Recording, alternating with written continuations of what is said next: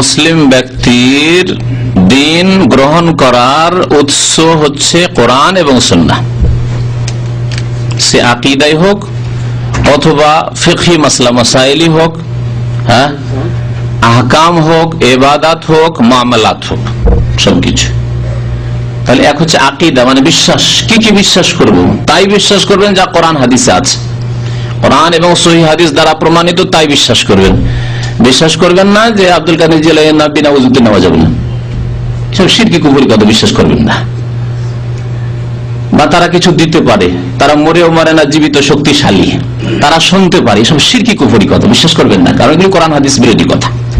তাহলে বিশ্বাস করবেন কি? যে আল্লাহ পাক বা তার রাসূল সাল্লাল্লাহু আলাইহি ওয়াসাল্লাম বিশ্বাস করতে বলেছেন।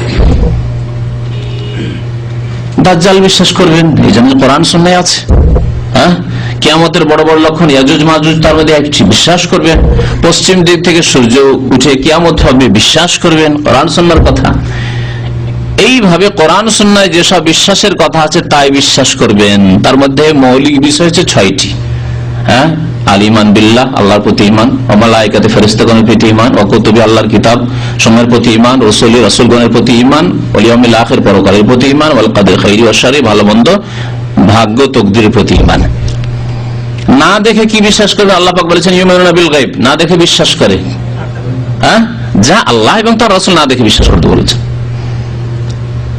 বিশ্বাস করবেন তাই, যা না দেখে বিশ্বাস করতে আল্লাহ এবং তার রাসূল বলেছেন। আকীদা যেমন কোরআন সুন্নাহ থেকে নেবেন, তেমনি ইবাদত, নামাজ কত রাকাত পড়বেন, কেমন করে পড়বেন, রোজা কেমন করে রাখবেন, যাকাত কত পরিমাণ দিবেন, কত পরিমাণ হলে দেবেন, নিসাব কি, তার কি কি জিনিসে যাকাত দেবেন, হজ কেমন করে করবেন, উমরা কেমন করে করবেন, এগুলো হলো ইবাদত। মামলাত, বিবাহ শাদী কেমন করে করবেন, তালাক কেমন হবে, তারপরে দাম্পত্য জীবন কেমন হবে, ছেলে মেয়েদের তরবিয়ত কেমন হবে, মাতা পিতার হক কেমন, এগুলো সব মামলাত, আদান প্রদান।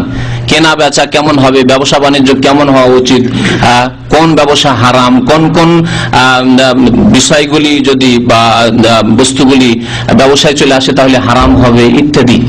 কেমন চাকরি জায়েজ, কেমন চাকরি জায়েজ নয়, এসবগুলি হচ্ছে মামলাত। সেগুলিও নিতে হবে কোত্থেকে? কোরআন হাদিস থেকে। ওযু কেমন করে করবেন, কোত্থেকে নিতে হবে? কোরআন হাদিস থেকে। কোরআন এবং হাদিসের আলোকে যদি ফিকহ লেখা থাকে ফিকহের কিতাবে তাহলে নেবেন, আর কোরআন হাদিসের বিরোধী, সহিহ হাদিস বিরোধী ফিকহে যদি কোনো মাসলা থাকে তাহলে ছড়ে ফেলে দেবেন। এ হচ্ছে ফিকহের মর্যাদা। ফিকহ হচ্ছে আলেমদের কথা। একটি প্রশ্ন এর মধ্যে আরো আছে, তার উত্তর এখনই হয়ে যাচ্ছে। তাহলে ফিকহের কিতাবের ওই মাসলাগুলি নেবেন, সেই যেই মাসলাগুলি কোরআন সুন্নাহয় সাব্যস্ত, তার সহি দলিল রয়েছে। আর যেগুলির দলিল যঈফ অথবা মওযু, ভিত্তিহীন অথবা কিয়াস ভিত্তিক, সহিহ হাদিস বিরোধী, সেগুলিকে ছুড়ে ফেলে দেবেন। তাহলে দিন নেওয়ার শুধু আকীদা নাই, আকীদা, ইবাদত, তারপরে আপনার কি বলছে ফিকহি মাসলা মাসাইল, আহকাম, মামলাত, আদান প্রদান, সবকিছুই হবে কোরআন সুন্নাহর আলোকে নেবেন, কোরআন সুন্নাহ থেকে। আর যেই আলেমগণ কোরআন সুন্নাহর আলোকে দিক নির্দেশনা দিবে, হেদায়েত দিবে, রাস্তা দেখাবে, তাদের ফতোয়া নেবেন। যারা বলবে যে ফতোয়া শামিয়াতে আছে, কাজী খানে আছে, কানজুদ দাকায়েকে আছে, আর সারা বেকায়েতে আছে, আর হেদায়েতে আছে, দলিল যাদের এত দূর দৌড় ফিকহের কিতাব, জেনে রাখবেন যে তাদের কাছ থেকে সহি শুদ্ধ জিনিস পাবেন না, হক পাবেন না। কিন্তু যারা বলবে কাল আল্লাহ, আল্লাহ পাক এই বলেছেন, রাসূলুল্লাহ এই বলেছেন, আর উলামায়ে কেরামরা এই বলেছেন, 3 নম্বর বলে উলামায়ে কেরামরা। কিন্তু কোরআন সুন্নাহ আছে বলেই উলামারা বলেছেন, এই কথা বলতে হবে। আর কোরআন সুন্নাহ নেই, আলেমরা বলেছেন, ইমাম সাহেব বলেছেন, না, এরকম কথা নেওয়া যাবে না। তো আশা করি এই বিষয়টি স্পষ্ট যে কোরআন সুন্নাহকে উৎস বানাইতে হবে, সেখান থেকে নিতে হবে সমস্ত মাসলা মাসাইল, সে আকীদার বিষয় হোক আর আমলের মাসলা মাসাইল হোক।